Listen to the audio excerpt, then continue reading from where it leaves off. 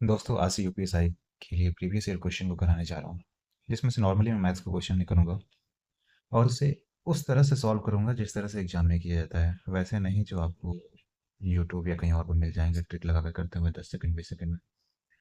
आपको proper time मिलता है एग्जाम में, आपको 1 सेकंड 2 सेकंड बचा के कुछ कर नहीं लेंगे और 1-2 सेकंड बचाने के चक्कर में आप कम से कम 10 क्वेश्चन 5 क्वेश्चन छोड़ देंगे, गलत कर देंगे। इससे अच्छा ये है कि आप अपने जो मूल तरीका है, जिस बेसिक तरीके से करते आए हैं उस पर स्टिक रहिए, उसी को थोड़ा सा फास्ट कर दीजिए। ज़रूरी नहीं है कि नया तरीका सीखे फिर उसे करे, फिर एग्ज़ाम में जाए और उसको भूल जाए। ठीक है? तो पहला क्वेश्चन ये है, देखते हैं यहाँ पे। ए ने एक वस्तु खरीदी और उसकी मरम्मत किया 550 रुपये में और उसको बी को 10% लाभ पर बेच दिया। फिर बी ने इसे सी को 20% हानि पर बेच दिया, सी ने फिर इसे 30% लाभ पर बेच दिया और कितने में बेचा? 6,864 रुपये में। मेन चीज़ ये है कि यहाँ पूछा कि ए ने कितना भुगतान किया। अब देखिए यहाँ पे ए के बारे में हमको कुछ नहीं पता है। ए से यहाँ पर बी पे गया, बी से सी पे गया और सी से मान लेते हैं ये डी को भेज दिया होगा तो डी पे गया। डी की वैल्यू हमको कितना दिया है? 6864। अब दो ऑप्शन है, या तो एक्स मान लें, यहाँ से फॉरवर्ड जाए, बी, बी से सी से डी और एक्स की वैल्यू सॉल्व करें, आराम से निकल जाएगा। दूसरा ऑप्शन क्या है हमारे से? यहाँ से डी से सी पे जाए, सी से बी पे जाए, बी से ए पे जाए। दोनों ही ऑप्शन सही है, दोनों ही ऑप्शन से निकल जाते हैं, लेकिन सबसे आसान जो हम लोग का ऑप्शन होता है सीधे जाना, क्योंकि आज तक जो क्वेश्चन है प्राइमरी लेवल से ही सीधे करते हुए आए हैं। तो सिंपली हम लोग मान लेंगे कि ए ने कितने में खरीदी? एक्स में, तो उस पर कितने का मरम्मत किया? 550। टोटल ए की वैल्यू एक्स प्लस 550 से 10% लाभ पे बीच को बेच दिया है। 10% लाभ पे बेचने का मतलब क्या हुआ? इसकी वैल्यू कितनी हो गई? एक्स का 10 बटा इतने पे ये कितने को बेचा? बी को बेचा। बी ने इसमें क्या किया? 20% की हानि पे सी को बेच दिया। 20% की हानि मतलब कितना?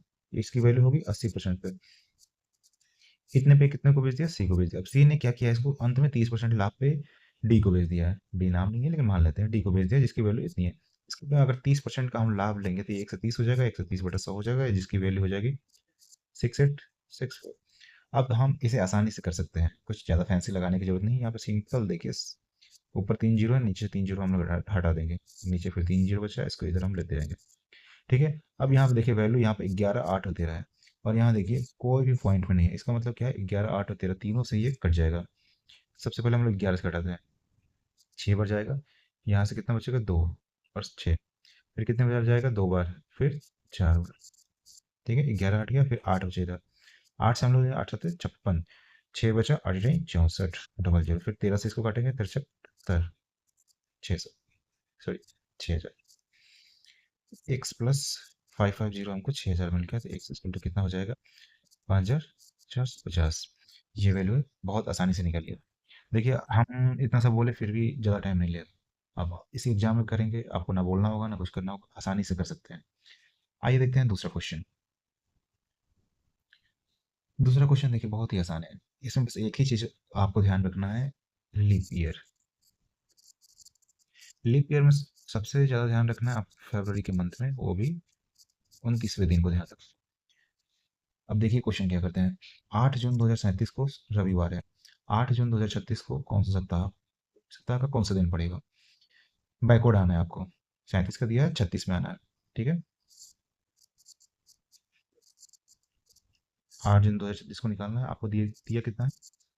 8 जून, ये है रविवार।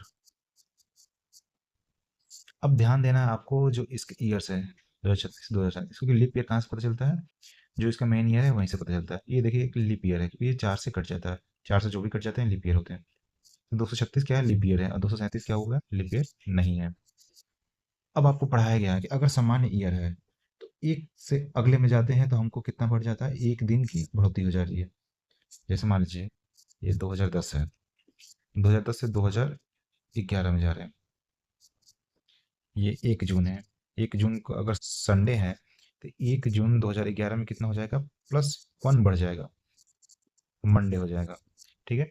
लेकिन यही अगर आप 2012 में जा रहे हैं 1 जून को, तो यहाँ पे +1 ना बढ़ के +2 हो जाएगा। तो मंडे से ट्यूसडे ना होकर वेडनेसडे हो जाएगा। ठीक है? क्यों होगा? क्योंकि यहाँ बीच में एक 29 फरवरी आ रहा है। आपको ध्यान देने की बात है, 1 जून से 1 जून 2011 से 1 जून 2012 के बीच में एक 29 फरवरी आती है। ठीक है? सेम इसमें आइए क्वेश्चन पे। 8 जून 2036 से लेकर 8 जून 2037। अब कोई ध्यान नहीं देगा, सोचेगा कि लीप ईयर 2036 है और 2037 हम जा रहे हैं, दो दिन को बढ़ा दें या 2 दिन कम कर दें। तो वैसा यहाँ पर नहीं केस होगा, क्योंकि यहाँ ध्यान देने वाली बात है 8 जून से ले रहा है, और जो 29 फरवरी है इसके पहले आ चुकी होगी, वो इन दोनों के बीच में नहीं है। तो आप 2 बार नहीं ले जाएंगे, केवल एक बार ही कम या ज़्यादा करेंगे। ठीक है, यहाँ पर रविवार है तो हम लोग पीछे आना है, तो -1 हो जाएगा, आपको कितना हो जाएगा, शनिवार हो जाएगा। चलिए चलते हैं नए क्वेश्चन पे। यहाँ देखिए 36 है, 36 का 50%, उसका 40%, फिर उसका 30%, उसका 20%, कितना होगा। इसमें देखिए ज़्यादा ट्रिक व्रिक लगाने की कोई जरूरत नहीं, सीधा सिंपल सा जैसे जैसे लिखा है उस वैसे लीजिए। का मतलब गुणा होता है, आप सब जानते हैं, या का या के दोनों का मतलब ही गुणा होता है। 50% 1/2 लिखे हैं, लिख सकते हैं। नहीं लिखना है तो सीधे 50% लिख लीजिए, कोई दिक्कत नहीं। 40 का आप 2/5 लिख सकते हैं, नहीं याद है तो सीधे 40/100 लिख दीजिए, कोई दिक्कत नहीं। वैसे 30 का 30/100, 20 का 20/100। कुछ भी करने की इसमें जरूरत नहीं। ऊपर देख लीजिए कितना जीरो है, 2 4 5 6, नीचे से भी 6 जीरो आप हटा दीजिए, बस इतना ही करना था। उसके बाद आप गुणा कर दीजिए, ये देखिए 2 और 5, फिर एक और जीरो आ गया, तो एक और जीरो यहाँ से हटा दीजिए। यहाँ 3 चौके 12 हो गया, 12 × 36 बटन 10। 12 × 36 कितना होता है, 432 बटन 10 की वैल्यू आगे। फिर से क्रय विक्रय का एक सवाल यहाँ पे है। फिर क्रय विक्रय ज़्यादा इसमें सोचने की बात नहीं होती, जैसे जैसे दिया होता है वैसे वैसे कर देते हैं इसको, सिंपल सा मेथड है। फ्रंट जाएँ, बैक आएँ, ए से बी, बी से सी, ऐसे जाए, क्रय से विक्रय, विक्रय से भी अंकित जा सकते हैं, कोई दिक्कत नहीं। फिर वैसे बैकवर्ड भी आ सकते हैं, इसमें भी कोई दिक्कत नहीं। आप जैसे सही लगे वैसे कर देते हैं इसको। सबसे पहले देखते हैं 18% की छूट के बाद किसी मेज का विक्रय मूल्य 18,860 रुपये है। 18% छूट, यहाँ ध्यान देने वाली छूट किस चीज़ पर दिया जाता है, अंकित मूल्य पे 18% छूट दिया गया है, तो हमको मिला है 18,860। ठीक है, बस यहाँ से हम सीधे सीधे अंकित मूल्य निकाल सकते हैं, क्योंकि हमको देखो अंकित मूल्य में कुछ करेंगे तो हमको क्या मिलता है, विक्रय मूल्य।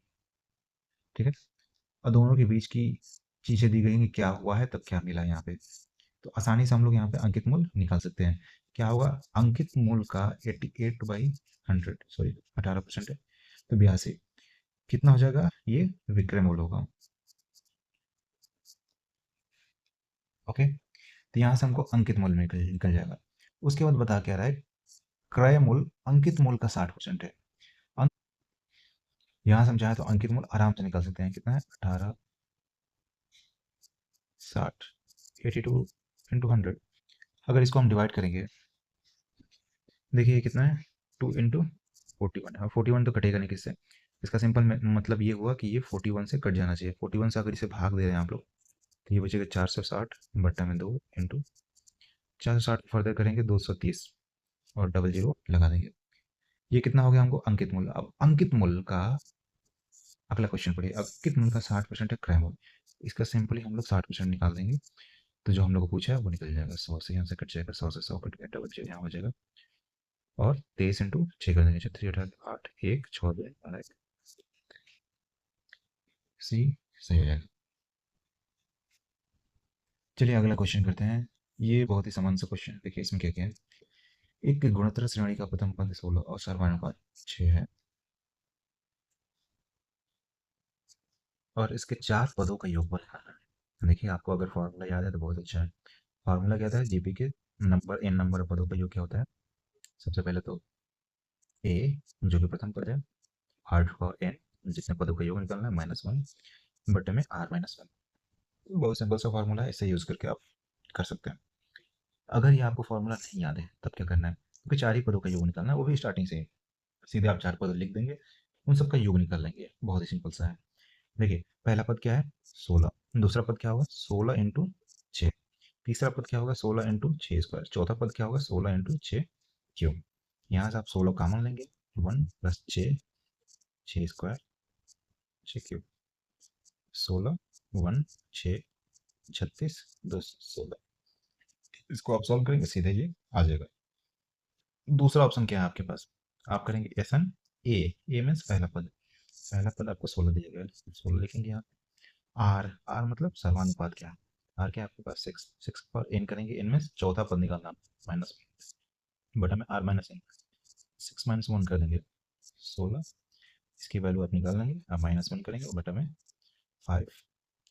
ओके, इसकी वैल्यू निकालना क्या होगा, 36 आप सिंपली कर सकते, ये कितना आ जाएगा 1296। यहाँ पे लिख देंगे 1296, कितना आ जाएगा 16 × 1295। अब ये देखिए 5 आसानी से कर ली, 16 × 510, 50 25, 5 एकम 50 25, 5 9 45, ये आपको वैल्यू दे देगा 414। यहाँ से आप अगर तीनों को ऐड करें तो भी वैल्यू इतना ही आएगा 259। इसमें 16 से आप अगर मल्टीप्लाई कर रहे हैं तो कितना आ जाएगा 4144।